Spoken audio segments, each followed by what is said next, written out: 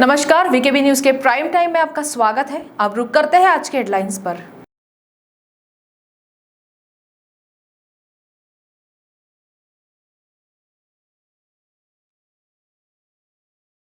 गोंदिया में पत्नी और 2 बच्चों की हत्या कर लगाई खुद फांसी।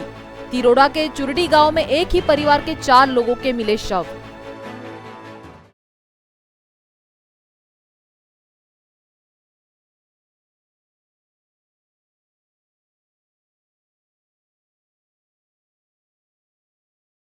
घर का सामान खाक।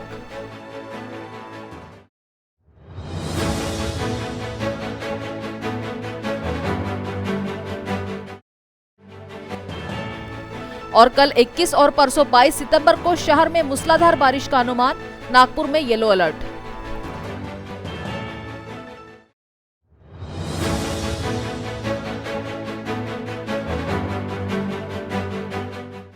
और अब खबरें विस्तार से।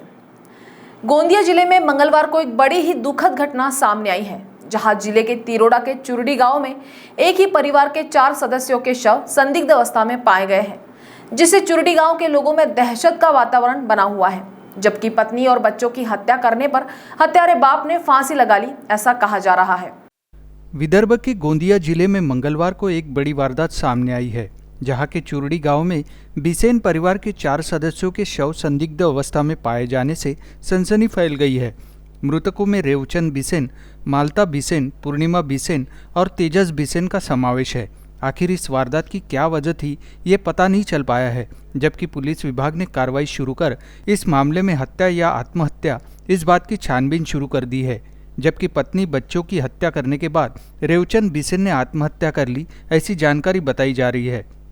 मंगलवार सुबह नागपुर में भारी बारिश के चलते बिजली की गड़गड़ाहट भी देखी गई, जहां शहर के सीताबड़ी इलाके में टेकड़ी मंदिर परिसर के रहीवासी डॉक्टर जयकृष्ण छांगानी के घर बिजली गिरने से आग लग गई, जिसे दमकल विभाग की मदद से काबू पाया गया। नागपुर में मंगलवार को हुई तेज बारिश के साथ तब संकट की स्थिति निर्माण हो गई, जब सीताबड़ी टेकड़ी रोड स्थित रहीवासी डॉक्टर जयकृष्ण छांगानी के घर पर बिजली गिरने से आग लग गई, जिससे जनहानि तो नहीं हुई, लेकिन टीवी, एसी, पंखे, अलमारी, पुस्तकें, कागजात जलकर खाक हो गए, जिसकी सूचना दमकल विभाग को देते ही दमकल विभाग ने आकर आग पर काबू पाया। नागपुर महानगर पालिका के माध्यम से पर्यावरण पूरक गणेश प्रतिमाओं का विसर्जन कार्यक्रम सफल रहा, जिसे देखते हुए कृत्रिम टैंक में जमा हुई मिट्टी उन्हीं गणेश भक्तों को गमलों में पौधे देकर वितरित की गई। नागपुर के टिमकी भानखेड़ा परिसर के नागरिकों को ओम नवयुवक गणेश मंडल द्वारा मंगलवार को गणेश प्रतिमाओं की मूर्ति इस गमले के स्वरूप में पौधे के माध्यम से वितरित की गई। ज्ञात हो कि इस वर्ष पर्यावरण पूरक गणेश उत्सव अभियान का ऐलान नागपुर महानगर पालिका द्वारा किया गया था, जिसके तहत शहर के तालाबों में विसर्जन की अनुमति नहीं दी गई थी, जबकि गणेश प्रतिमाओं के विसर्जन के लिए कृत्रिम तालाब टैंक स्वरूप हर जगह बनाए गए थे। जहां टीम की भानखेड़ा परिसर में स्थापित कृत्रिम टैंक में जिन गणेश भक्तों ने विसर्जन किया, जिससे निकलने वाली मिट्टी को उन्हीं गणेश भक्तों को बुलाकर वितरित किया गया। यही नहीं, पापा के आशीर्वाद स्वरूप मिट्टी गमलों में डालकर एक पौधा यहां उपस्थित लोगों को दिया गया। नागपुर महानगर पालिका के माध्यम से पर्यावरण पूरक गणेश विसर्जन इस कार्यक्रम का आयोजन किया गया और पूरे शहर में मिट्टी की मूर्ति बैठाने के प्रति जनजागृति की गई और कृत्रिम तालाबों में विसर्जन करने के लिए लोगों को प्रोत्साहन किया गया। गत वर्ष से ओम नवयुवक गणेशोत्सव मंडल यहाँ दादरा के पुलिया, इनके माध्यम से भी यहाँ कृत्रिम टैंक में विसर्जन की व्यवस्था में सहयोग मिला। इस वर्ष जब पूर्ण रूप से पीओपी पर प्रतिबंध लगाने का निर्णय लिया गया, तो इस मंडल के भाई किशोर उमरेडकर जी ने एक विषय रखा कि भैया, यह जो मिट्टी है, इस मिट्टी का उपयोग आप लोग क्या करते हैं। हमने बताया कि प्रतिवर्ष तो हम लोग मिट्टी पानी के साथ बह जाती थी, इस बार यह मिट्टी मूर्ति बनाने वाले कुम्हारों को हमने बुलाया है और जहाँ जहाँ टैंक है वहाँ वहाँ की मिट्टी उनको देंगे। इन्होंने बताया कि मेरी इच्छा ऐसी है कि इस वर्ष यह जो मिट्टी है, ये मिट्टी जिन लोगों ने गणेश विसर्जन किया उनको ही उनके घर में पौधा लगाने के लिए दी जाए। उन्होंने जब कहा तो मुझे लगा उत्साह में कह रहे हैं, लेकिन आज हकीकत में वह संपन्न हो रहा है। यहाँ महानगर पालिका के विद्यालय परिसर में जो कृत्रिम टैंक रखा था, उसमें 305 लोगों ने मूर्ति विसर्जन की। उन 305 लोगों की मूर्ति विसर्जन करने वालों के नाम और फ़ोन नंबर इन्होंने दर्ज किए। आज सभी लोगों को यहाँ पर बुलाया है और वह मिट्टी एक गमले में डाल करके एक पौधे के साथ में उस परिवार को दे रहे हैं। इनकी संकल्पना यह है कि गणेश जी का विसर्जन तो आपने कर दिया, लेकिन गणेश विसर्जन के बाद उस गणेश जी की जो मृतिका है वह वर्ष भर आपके घर में रहेगी, तो गणेश जी साक्षात वर्ष भर आपके साथ रहेंगे और मिट्टी का पुनर्नियोजन होने से पर्यावरण संरक्षण भी होगा। बहुत अच्छी संकल्पना से इन्होंने यह कार्यक्रम लिया, इसलिए विशेष रूप से मैं भाई किशोर इनका हृदय से अभिनंदन करता हूँ। नागपुर मौसम विभाग ने विदर्भ में 21 और 22 सितंबर को मूसलाधार बारिश का इशारा देते हुए इन 2 दिनों को येलो अलर्ट घोषित किया है, जिसकी जानकारी नागपुर जिलाधिकारी कार्यालय द्वारा जारी करते हुए सतर्क रहने का इशारा दिया गया है। भारतीय मौसम विभाग यानी IMD द्वारा विदर्भ में मूसलाधार बारिश होने की जानकारी 21 और 22 सितंबर को दी गई है, जिसके लिए येलो अलर्ट भी घोषित कर दिया गया है। ज्ञात हो कि पिछले कुछ दिनों से हर रोज नागपुर समेत पूरे विदर्भ भर में बादलों के साथ भारी बारिश देखी जा रही है, जहां नागपुर में तूफानी बारिश के साथ बिजली की कड़कड़ाहट भी देखी जा रही है, जिससे जिले में पानी का लेवल भी बड़े प्रमाण पर बढ़ने के कारण डैम लबालब भरे हैं, जिसे देखते हुए किसानों को बेहद सावधानियां बरतने की आवश्यकता है। ऐसा आह्वान जिलाधिकारी आर विमला द्वारा किया गया है। जिलाधिकारी कार्यालय द्वारा किसानों ने बाढ़ के पानी में प्रवेश किया न जाए, बाढ़ जैसी परिस्थिति निर्माण होने पर सुरक्षित जगह पर जाए, भारी बारिश में घर से बाहर निकले नहीं, नदी नाले में मूसलाधार बारिश में पुल पार करे नहीं, वही अफवाहों पर विश्वास रखे नहीं, वही कोई अनुचित दुर्घटना होती है तो जिला आपदा प्रबंधन प्राधिकरण के नियंत्रण कक्ष टोल फ्री क्रमांक 1077 पर सूचित करने की जानकारी जिलाधिकारी कार्यालय द्वारा दी गई है। नागपुर शहर जिला युवक कांग्रेस उपाध्यक्ष वसीम खान के नेतृत्व में नेत्र चेकअप व निःशुल्क चश्मे वितरण का कार्यक्रम का आयोजन किया गया। नागपुर में आयोजित इस शिविर में कैबिनेट मंत्री श्री सुनील केदार के हाथों चश्मे बांटे गए। इस अवसर पर सुनील बाबू ने युवक कांग्रेस उपाध्यक्ष वसीम खान के काम की प्रशंसा की। इस अवसर पर वसीम खान ने बताया कि शिविर में 572 लोगों को चश्मे वितरित किए गए व 52 जरूरतमंदों का ऑपरेशन कराया जाएगा। कार्यक्रम के शुरुआत में नवनियुक्त प्रदेश कांग्रेस कमेटी महासचिव नंदाताई पराते का सत्कार कांग्रेस नेता श्री अतुल कोटेचा के हाथों किया गया। अब वक्त तो चला है एक ब्रेक का, मिलते एक छोटे से ब्रेक के बाद। Love you Deepika. बाय। सब जानना चाहते हैं मेरा फेवरेट कलर, मेरा फेवरेट डेस्टिनेशन, मेरी फेवरेट डिश, पर कोई ये नहीं पूछता कि फेवरेट डिश मैं बनाती कैसे हूँ। अरे यार, जिसे टेस्टी खाना पसंद है वो अच्छे टेस्ट तक पहुँच ही जाता है। सुरुचि मसाले, खाने में हो रुचि तो घर लाइए सुरुचि। अपने सपनों की उड़ान भरने की इच्छा तो हर किसी की होती है, पर पंख भी तो मजबूत होने चाहिए जो देता है flywheel aviation academy. Flywheel aviation academy एक ऐसा इंस्टीट्यूट है जहां पर एयरलाइंस एंड एयरपोर्ट हॉस्पिटैलिटी और टूरिज्म मैनेजमेंट, साथ ही यहां campus interview, guidance by industry expert, practical training at airport, expert faculty, personal grooming जैसे कई सारे बेनिफिट्स आप पा सकते हैं। Flywheel aviation academy, 1 degree 3 job opportunities. Flywheel aviation academy gives you a degree और diploma with a job. Flywheel aviation academy, 365 Gandhinagar, LAD college square, beside Karnataka bank, Nagpur. Break के बाद आपका स्वागत है। महानगर पालिका के आम चुनाव को लेकर राज्य चुनाव आयोग की ओर से वार्ड रचना को लेकर सूचना जारी की गई है। हालांकि चुनाव को 4 से 5 माह का समय बचा है, लेकिन सत्ता पक्ष भारतीय जनता पार्टी ने चुनावी तैयारियां शुरू कर दी है।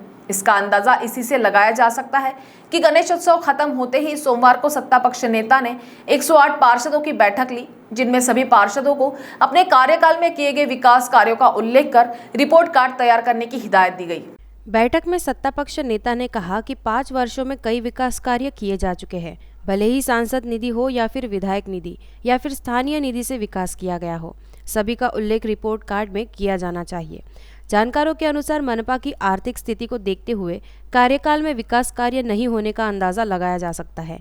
कम से कम गत 3 वर्षों से कुछ भी खास कार्य नहीं हो पाए हैं। विकास के संदर्भ में चर्चा करते समय सत्ता पक्ष की ओर से हमेशा ही केंद्र और राज्य सरकार की ओर से गत समय किए गए कार्यों का बढ़ चढ़कर उल्लेख होता है, लेकिन महानगर पालिका के माध्यम से क्या विकास किया गया इसका कभी भी उल्लेख नहीं होता। यही कारण है कि भले ही पार्षदों को रिपोर्ट कार्ड तैयार करने को कहा गया हो, लेकिन अधिकांश पार्षदों की नैया भाजपा के वरिष्ठ नेताओं के भरोसे ही है। सूत्रों के अनुसार बैठक में दी गई हिदायत के अनुसार पार्षदों ने रिपोर्ट कार्ड तैयार करने की हामी तो भर दी, किंतु बाहर निकलते ही विकास कार्यों के लिए मिली निधि को लेकर नाराजगी से सुर भी सुनाई दिए। कुछ पार्षदों का मानना था कि पूरे कार्यकाल में केवल कुछ वरिष्ठ पार्षदों ने निधि ली है, जबकि अधिकांश पार्षद नए थे जिन्होंने पार्षद और वार्ड निधि के अलावा अलग से कुछ खास निधि का आवंटन नहीं हुआ है। कुछ पार्षदों का मानना था कि मनपा में जिसे भी पद मिला केवल उसी का लाभ हुआ है, उसी को अधिक विकास निधि मिली है, अन्यथा सत्ता पक्ष में रहने के बावजूद भेदभाव हुआ है। यही कारण है कि अब रिपोर्ट कार्ड बनाने के लिए पार्षदों को पसीना छूट रहा है। कृषि उत्पन्न बाजार समिति चुनाव को लेकर गहमा गहमी अब जोर पकड़ चुकी है। कांग्रेस की सोमवार को हुई बैठक में जहां 500 से अधिक लोग उमड़े, वहीं बीजेपी ने भी तय कर लिया है कि पैनल उतारा जाए। इसके लिए कई विधायकों के साथ बैठक हुई। एपीएमसी चुनाव लड़ने के लिए कई उम्मीदवार भी आगे आ रहे हैं, जिसके कारण नामों की घोषणा नहीं हो पा रही है। दूसरी ओर बाजार समिति में साख रखने वाले नेताओं को विधायकों का फोन आना शुरू हो गया है। सोमवार को कुसुमताई वानखेड़े सभागृह में मंत्री सुनील केदार की अध्यक्षता में बैठक हुई। बैठक में 500 से अधिक लोग उमड़ गए। इस अवसर पर कई नामों पर चर्चा हुई। कई इच्छुकों ने भी अपनी दावेदारी पेश की। कुछ पैनल के नाम फाइनल भी कर लिए गए हैं, लेकिन जानबूझकर नामों की घोषणा नहीं की जा रही है, क्योंकि आशंका है कि लोग दल बदल न कर ले। व्यापारी, हमाल, आड़तिया आदि के नामों को फाइल कर लिया गया है, लेकिन सेवा सहकारी ग्राम पंचायत श्रेणी से अभी नामों को अंतिम रूप दिया जाना है। उम्मीद की जा रही है कि 23 सितंबर को ही नामों का खुलासा किया जाएगा। व्यापारी आड़तिया वर्ग में पहले 4 नामों पर चर्चा हो रही थी, लेकिन अब 2 नाम ही रह गए हैं और लोग इसे फाइनल मानकर चल भी रहे हैं। सहकार पैनल के तहत एक साथ नामों की सूची सामने आने की संभावना जताई जा रही है। दूसरी ओर बीजेपी की बैठक विधायक समीर मेघे के आवास पर हुई, जिसमें पूर्व मंत्री चंद्रशेखर बावनकुले, कृष्णा खोपड़े सहित अन्य विधायक शामिल हुए। बैठक में तय किया गया कि इस बार पूरा पैनल उतारा जाएगा। पीएमसी चुनाव में बीजेपी को ज्यादा अनुभव नहीं है, इसलिए विधायकों को जिम्मेदारी सौंपी गई है कि वे सक्षम नामों की खोज करें। विधायक कई लोगों को फोन कर उम्मीदवारी देने की बात भी कर रहे हैं। बीजेपी के मैदान में उतरने से चुनाव रोचक होने की संभावना जताई जा रही है। ग्रीन ट्रिब्यूनल और हाई कोर्ट की ओर से दिए गए आदेशों के बाद इस वर्ष पूरी तरह से पीओपी की मूर्तियों पर पाबंदी लगाई गई। यहां तक कि तालाबों में गणेश प्रतिमा के विसर्जन पर पूरी तरह से रोक लगाई गई। पर्यावरण पूरक गणेश उत्सव मनाने तथा विसर्जन के लिए महानगर पालिका द्वारा 270 कृत्रिम मोबाइल विसर्जन कुंड तैयार किए गए, जिसमें कुल 1,27,776 मूर्तियों का विसर्जन होने की जानकारी महानगर पालिका प्रशासन ने दी।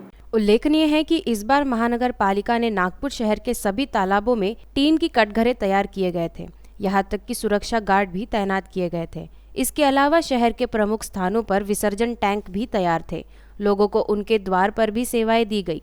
महानगर पालिका की ओर से भले ही पीओपी की मूर्तियों पर पाबंदी रही हो, इसके बावजूद हजारों पीओपी मूर्तियां बेची गई। यही कारण है कि पूरे शहर में कुल 6,485 पीओपी मूर्तियों का विसर्जन होने की जानकारी सामने आई है। बताया जाता है कि भविष्य में भी पीओपी की मूर्तियों के खिलाफ कार्रवाई का सिलसिला जारी रहेगा। दुकानदारों के खिलाफ कार्रवाई जारी रहेगी। महानगर पालिका द्वारा लगाए गए कृत्रिम टैंकों के अलावा भी लोगों ने अपने अपने घरों में विसर्जन किया। बताया जाता है कि इन स्थलों पर कुल 127.68 टन पूजा सामग्री भी जमा की गई। पर्यावरण पूरक गणेशोत्सव मनाने तथा महानगर पालिका की अपील को प्रतिसाद देने के लिए महापौर दयाशंकर तिवारी और मनपा आयुक्त राधाकृष्णन बी ने लोगों का आभार व्यक्त किया। युवाओं की मस्ती के चलते गिट्टी खदान थाना क्षेत्र में एक वृद्ध व्यक्ति की जान चली गई। बताया जाता है कि दोनों युवक कार की रेस लगा रहे थे। इतना ही नहीं, रॉन्ग साइड पर दोनों वाहन भगा रहे थे। इसी दौरान एक ने वृद्ध की गाड़ी को टक्कर मार दी। बुरी तरह जख्मी वृद्ध को उपचार के लिए अस्पताल ले जाया गया। उपचार के दौरान उनकी मौत हो गई। इस घटना से परिसर में हड़कंप मच गया। युवाओं के कृत्य से गिट्टी खदान परिसर के नागरिकों में नाराजगी और तनाव का वातावरण बन गया। पुलिस ने दोनों युवकों के खिलाफ मामला दर्ज कर उन्हें गिरफ्तार कर लिया। मृतक बोरगांव निवासी मोहम्मद जैरुद्दीन मोहम्मद रफीउद्दीन बताए गए। पकड़े गए आरोपी युवकों में गांजा खेत इतवारी निवासी मुर्तजा हुसैन शब्बीर टोपीवाला और हुसैन सैफी शब्बीर सैफी का समावेश है। पुलिस के अनुसार मुर्तजा एसयूवी गाड़ी और हुसैन कार चला रहा था। दोनों गोरेवाड़ा रिंग रोड पर केआरसी लॉन के समीप गाड़ियों की रेस लगा रहे थे। अपनी मस्ती में दोनों को यह भी ध्यान नहीं रहा है कि वह उनकी गाड़ी रॉन्ग साइड पर है। रात के वक्त जहरुद्दीन कोई कार्यक्रम निपटा कर अपने दोपहिया वाहन पर घर लौट रहे थे। इसी दौरान दोनों तेज रफ्तार में विरुद्ध दिशा से आए। मुर्तजा ने जहरुद्दीन की गाड़ी को जोरदार टक्कर मार दी। आवाज सुनकर आसपास के लोग जमा हो गए। रास्ते से गुजर रहे लोग भी रुक गए। घटना की जानकारी पुलिस को दी गई। जहरुद्दीन बुरी तरह जख्मी थे, इसलिए तुरंत उन्हें कार में डालकर उपचार के लिए अस्पताल ले जाया गया। कुछ देर बाद ही डॉक्टरों ने उन्हें मृत घोषित कर दिया। घटना की जानकारी मिलते ही गिट्टी खदान थाने के PSI नितिन विठोले अपने दल के साथ मौके पर पहुंचे। नागरिकों ने दोनों युवाओं की हरकत पर रोष बताया। सरकार द्वारा हर वर्ष महानगर पालिका, नगर परिषद और जिला परिषद की स्कूलों के छात्रों को गणवेश दिया जाता है, लेकिन पिछले 18 महीनों से स्कूल बंद होने से गणवेश वितरण भी अटका हुआ है। छात्र स्कूल में ही नहीं आ रहे हैं तो यूनिफॉर्म का मतलब ही नहीं रह जाता। इस बीच राज्य भर के 36 लाख छात्रों को यूनिफॉर्म देने के लिए केंद्र सरकार ने 216 करोड़ रुपए जारी किए हैं। अब जब स्कूल ही बंद है तो फिर राज्य सरकार द्वारा करोड़ों रुपए बिना वजह कहां खर्च किए जा रहे हैं, ये सवाल खड़ा हो गया है। 19 मई को केंद्र के प्रोजेक्ट अप्रूवल बजट की बैठक में सर्व शिक्षा अभियान के तहत महाराष्ट्र को 216 करोड़ रुपए छात्रों के गणवेश के लिए जारी करने पर मुहर लगी। यह निधि राज्य को इसी माह प्राप्त हुई है। RTI फाउंडेशन के राष्ट्रीय अध्यक्ष सचिन कालबांडे ने बताया कि योजना के तहत अब तक यूनिफॉर्म प्रत्यक्ष रूप से छात्रों को दिया जाता था, लेकिन सरकार ने इस बार अचानक निर्णय बदलते हुए यूनिफॉर्म बांटने का अधिकार स्कूल प्रबंधन समिति को दे दिया। साथ ही कुछ दिन पहले अन्य बैंकों से सर्व शिक्षा अभियान योजना के तहत स्कूलों के बैंक खाते बंद करने को मजबूर कर दिया। सरकार ने सभी खाते बैंक ऑफ महाराष्ट्र में खोलने का आदेश दिया।